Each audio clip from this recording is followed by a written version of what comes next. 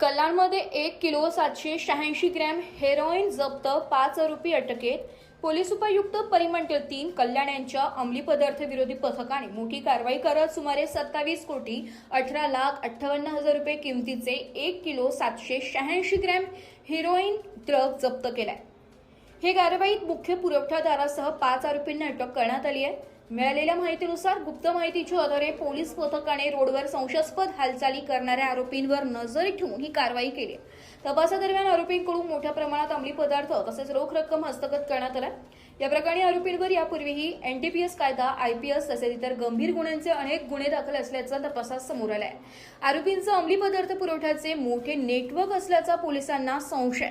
ही कारवाई पोलीस उपायुक्त परिमंडळ 2 यांच्या मार्गदर्शनाखाली अंमली पदार्थ विरोधी पथक आणि महात्मा फुले चौक पोलीस ठाण्याच्या संयुक्त पथकाने केली आहे. Bureau report, Titwala news, Titwala.